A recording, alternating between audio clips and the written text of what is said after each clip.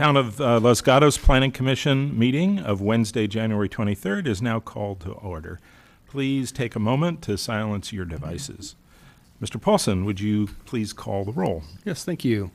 Commissioner Badami? Here. Commissioner Birch? Here. Commissioner O'Donnell? Here. Commissioner Tavana? Here. Commissioner Janoff? Here. Vice Chair Hansen? Here. And Chair Hudis. Here. I would like to ask everyone to stand and join Vice Chair Hansen in the Pledge of Allegiance. Please join me. I pledge allegiance to the flag of the United States of America and to the republic for which it stands, one nation, under God, indivisible, with liberty and justice for all.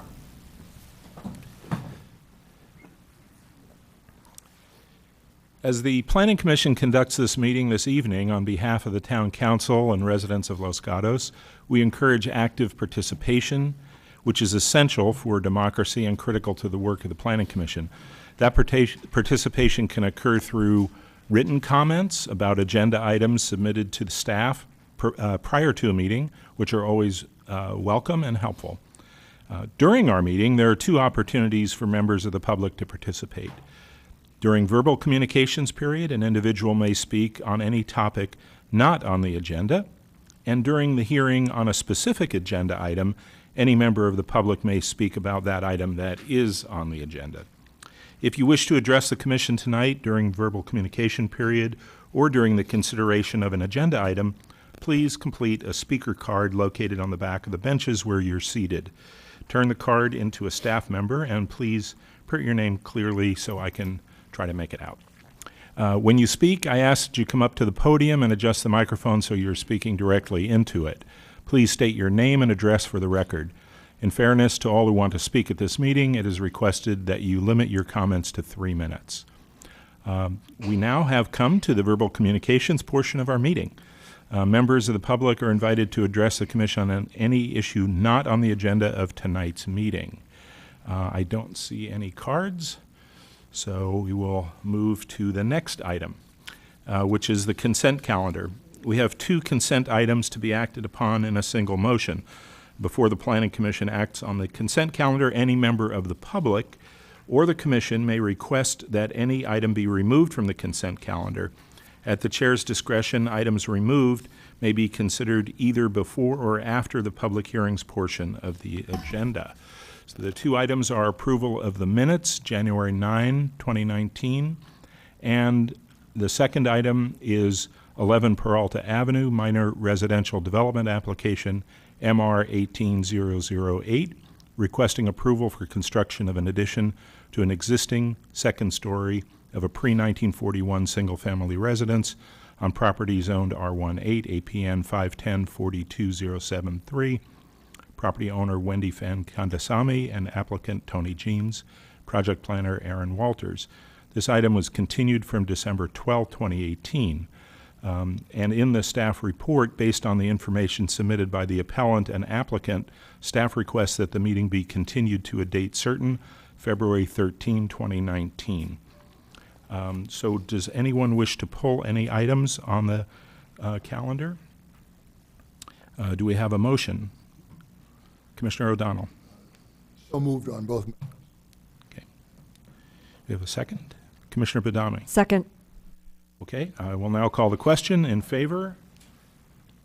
Opposed? Motion passes unanimously. So we move on to the new public hearings, and this is item number 3, which is 115 Los Patios. Architecture and Site Application S18054, requesting approval for construction of an addition to a single-family residence to exceed the floor area ratio standards on property zone PD APN 407-24014, property owner Glenn Bainline and Susan P. Trustee. I hope I didn't mangle the name. The applicant is DeMattei Construction, and the project planner is Sean Mullen. First, may I have a show of hands from the commissioners who visited the property under consideration? Okay, seems everyone has. Are there any disclosures?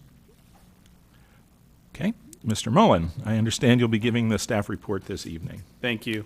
Before you tonight is a request for construction of an addition to a single-family residence to exceed the allowed floor area on property zoned PD. The subject site is located at 115 Los Patios and is approximately 9,745 square feet. A proposal to enclose an existing first floor covered patio and exceed the maximum floor area by 89 square feet was approved by the Planning Commission in 2000 and constructed in 2001. The current proposal would enclose an existing second floor covered balcony at the rear of the residence and would include interior reconfigurations for a net increase of floor area of 86 square feet. The added floor area would not increase the existing building footprint and would be located within the existing roof form. Based on the analysis provided in the staff report, staff recommends approval of the architecture and site application subject to the conditions included in Exhibit 3. This concludes staff's presentation, and we're happy to answer any questions. Thank you, Mr. Mullen. Are there questions of staff from any commissioners? Okay. We will now open the public portion of the public hearing and give the applicant an opportunity to address the commission for up to 10 minutes. And I believe that's Mr. Stephen Plyler. Is that correct? Okay. Please come up. You have 10 minutes, and you can share that 10 minutes with the applicant or anyone else. Is it on? Okay, I'm Steve Plyler. I've been working with the Bolins on behalf of Demate Construction, and I believe the staff report says it all, so I'll keep it short. Okay. Are there any questions of Mr. Plyler by the commission? Okay. Thank you. We will now, you've used your portion of 10 minutes, and that was quick. So we will now ask the public, if there are any members of the public that would like to speak on this item, item number 3. I don't have any cards, so we will go back and again offer Mr. Plyler up to 5 minutes if you want to say anything additional. Okay. Very good. So we will now close the public portion of the public hearing and ask if the commissioners have questions of staff, wish to comment on the application, or introduce a motion for consideration by the commission. Commissioner Badami. I don't have any issues with this addition.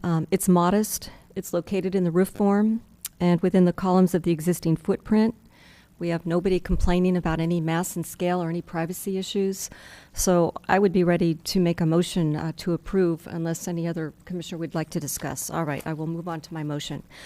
I move to approve architecture and site application S-18-054, requesting approval to construct an additional square footage exceeding the FAR on a single-family residence.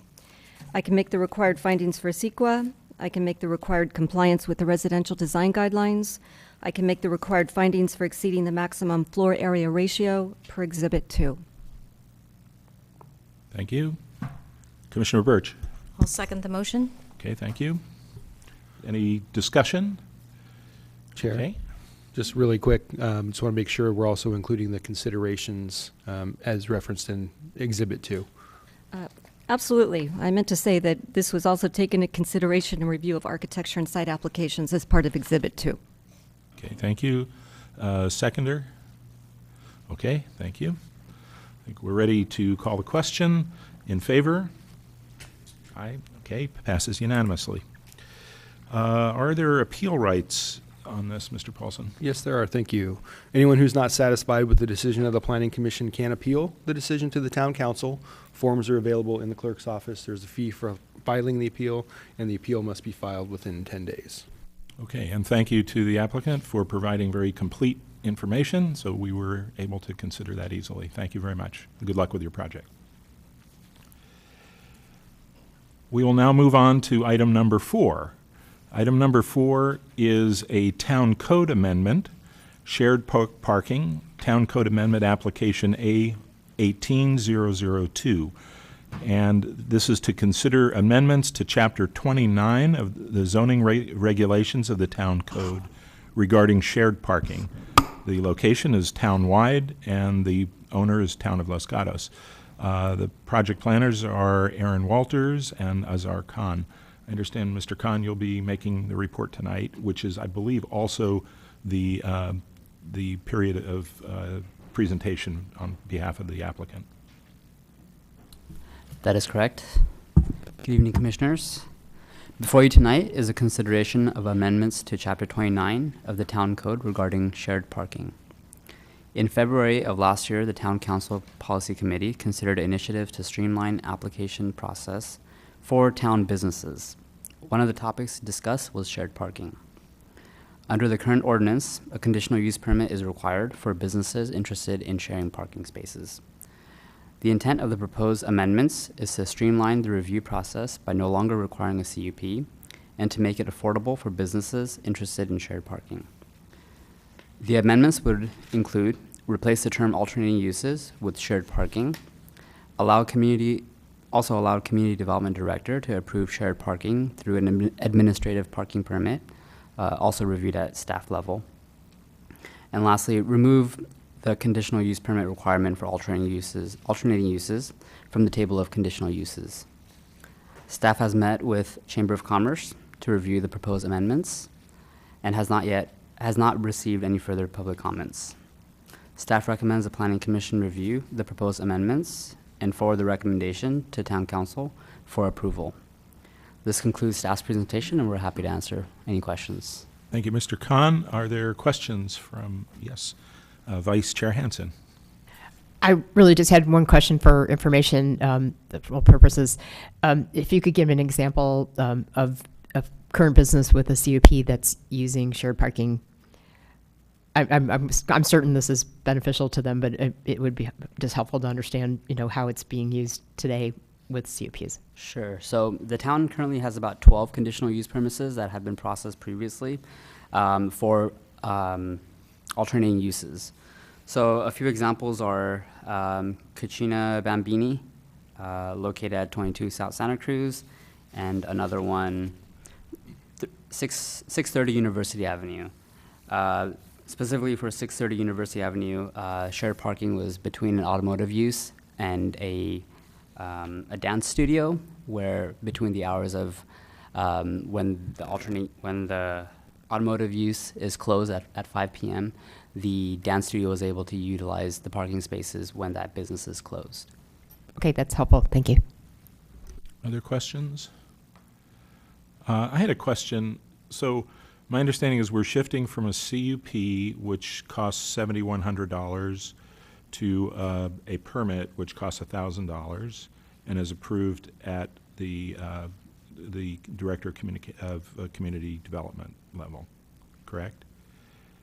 Yes, that's the intent, to go from the CUP process to a more administrative level review. Okay. So the question I had is, a CUP is sort of something that stays. So it happens once, the fee is paid for that, and then subsequent business owners or people who have an interest in that parking space don't have to reapply. So the CUP process would be separate. This is detaching from a CUP process to go for a more administrative level review. And Correct. just additionally, if businesses do change, obviously we review all the business licenses. We would have to evaluate if there were similar conditions from an hours of operation perspective to determine whether or not the parking permit would move on to the next owners or whether it would have to be modified. Okay, so it's not automatic that the next owner has to reapply for a permit. That's correct. Correct. Okay. It does not run with the land like a CUP does. It's actually an agreement, a shared parking agreement that'll be executed by the community development agreement and the business. But once that business goes out, it certainly can be assigned if it's, like you said, the same circumstances, and of course he's going to grant it again. But if it's not the same circumstances, then it would end. Right. I just wanted to make sure when we went to streamline, we weren't creating a repeated process, so that makes sense. Okay, other questions? Okay, I'm going to open it to the public now. If the members of the public have any comments or questions, you have the ability to do that. Don't see any cards, so I will close that portion of the public hearing. And again, if there's any questions of staff or comments on the application or a motion for consideration by the commission, this would be an opportunity if staff would like to say anything additional about it as well. Commissioner Badami. So if we remove the CUP process, and the goal is to make it more streamlined, it seems to me that we're going to eliminate any potential public scrutiny, whereas with the CUP, they have the opportunity to come before the Planning Commission and object if there's something that they might object to that might affect a neighborhood or another business. And it seems to me that other nearby businesses wouldn't be informed as well and know what's going on. It also seems to me that maybe the shared parking agreement can be between just one landlord between two different occupancies. Is that correct? That's correct. Thank you. Did you have another question for staff about that with regard to the first part of what you? I'm just wondering how they would regulate it. It seems to me it would put a lot of workload on the community development director. I don't know how we would regulate things. So it's part of the streamlining process that council has provided direction to staff to try to pursue, and this is one of them. They went to policy committee. Certainly the community development director, if one of these was deemed, controversy, or thought there would be a lot of public input, he still has that ability at any point in time to kick that back up to the planning commission, which he can sometimes do with other projects if he feels that's, there's something that there could be issues. And it is still an appealable decision too, from the community development standpoint. If they were to grant one of these, there still would be an appeal process that would allow it to be kicked up to planning commission. Okay, thank you So for you that. still have some, not as much, because obviously it's you don't have the noticing requirements. But there is, I think there's mechanisms that will protect that. And if it isn't working and it's too much burden on the community development director, I'm sure you'll hear from him. Okay, well, thank you for the clarification. Thank you. Commissioner Janoff? Yeah, if there is an appeal granted, is there a cost to the appellant to bring it to the Planning Commission?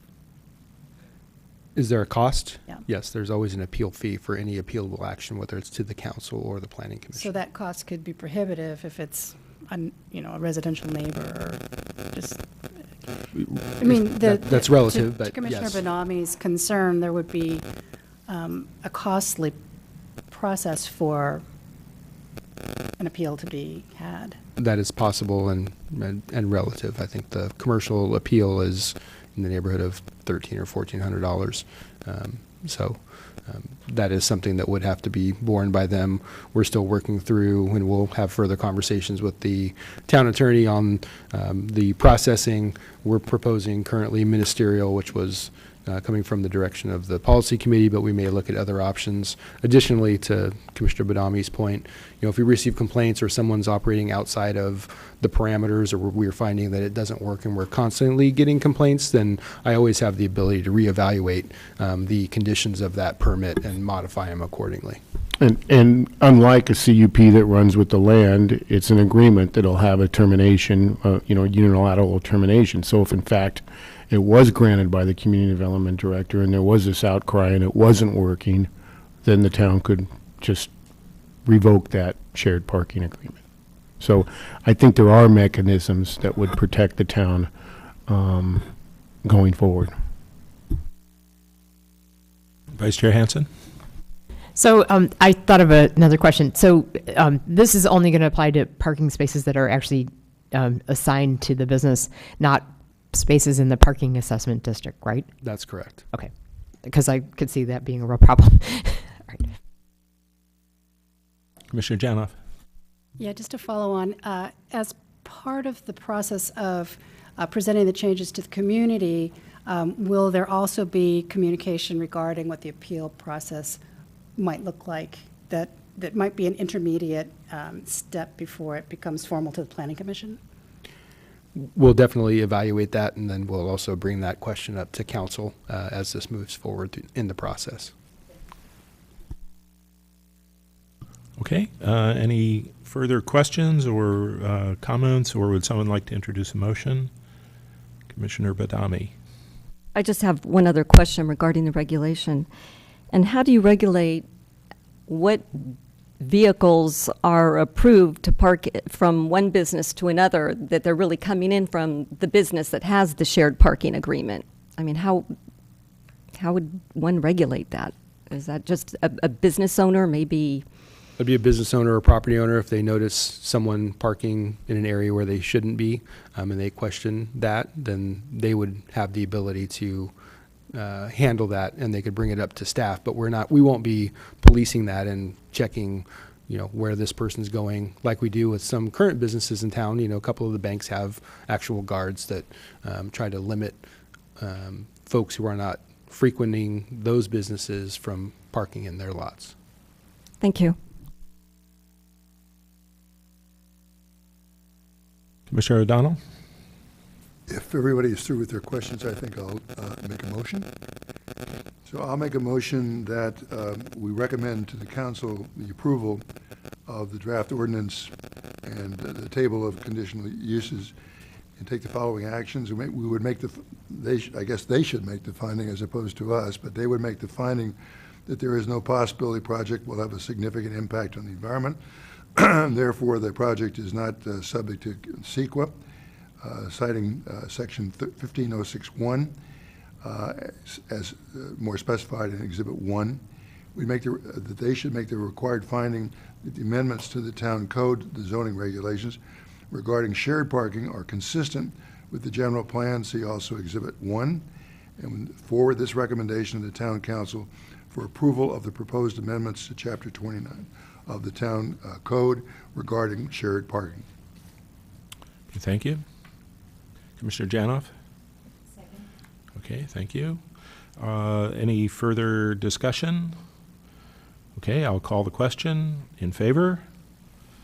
Okay, passes unanimously. I believe there's no appeal rights because this is a recommendation, correct? That's correct. Okay. So that brings us to item 5, report from Director of Community Development. Mr. Paulson, do you have a report for us? Thank you. Briefly, we have a number of openings on some existing commissions and committees that are currently out for publication, and then we also have some openings for a new body, the Tax Oversight Committee. Is it committee or board? I can't remember. There's information on the town's website in the clerk department page that has information. Currently, the deadline for submittal is February, I believe, 8th, and then the interviews are tentatively scheduled for February 19th. So if anyone knows anyone who might be interested in those bodies, then I would just encourage you to encourage them to apply. Okay, thank you. So in addition to service on the Planning Commission, members serve on several town committees. In fact, we recently updated our committee assignments in 2019. Commissioners Janoff, Birch, and Vice Chair Hansen will serve on the General Plan Committee. Commissioners Badami, O'Donnell, and I will serve on the Conceptual Development Advisory Committee, and Commissioner O'Donnell and I will serve on the Historic Preservation Committee. Are there any reports tonight? Commissioner O'Donnell. I'm going to defer to you since I didn't bring a copy of what we did this afternoon, but Commissioner Hughes and I participated in the Historical Preservation Committee, and we did consider a couple matters. If they're being passed to me, helps my memory greatly. Actually, we had a fairly good meeting, as we usually do. We're blessed by people who really know what we're considering. I've learned a lot from them. Okay.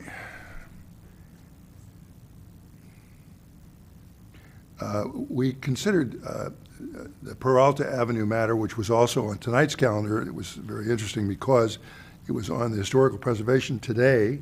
It was to have been on this commission today. Ours has been continued. We reviewed the proposal and went over a number of things, including such things as the shape and style of windows. We did reach, I think, agreement on some changes which were agreed to be made today. So that will no longer come back to us and should be before us February 13th, I think it is, but anyway, early February. We also looked at a proposal on 445 Los Gatos Boulevard requesting preliminary review of a proposal for construction of a second-story addition of a pre-41 single-family residence.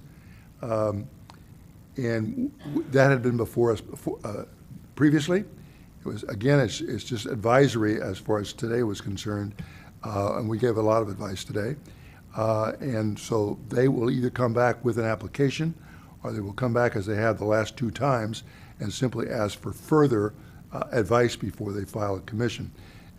We're dealing with a singular, very small, 100-year-old house, which we're trying to preserve, even though they do want to add on to it to make it bigger. Then we also looked at a property on 15945 Camino del Cerro, which again is a lovely home, one you normally wouldn't see going by. But we all went and looked at it. It is, again, a very old home. It was located in the middle of a very large orchard when it was originally built. As I say, it's been there a long time. It's been beautifully preserved. It's gone through the earthquake. It's gone through a lot of work on that, but it looks first rate. So all that was before us today was to keep it that way. There were certain things that need to be repaired. They were going to be repaired in kind, so there was no change on it, and that was approved unanimously. So those are the matters we consider today. Okay, thank you, Commissioner. Are there any other items that a commissioner wishes to discuss? Okay. Chair, through the chair, I would Yes. just also offer, we also had a CDAC meeting where one item was discussed. It was a potential subdivision of a hillside home or hillside lot on Sermont. Okay. There was only 3 members, I think, that were able to attend that meeting, so they made recommendations, and we'll see whether or not the applicant moves forward with that. Okay, great. Thank you. Well, thank you all for participating in this short meeting. On behalf of the commission, this meeting is adjourned.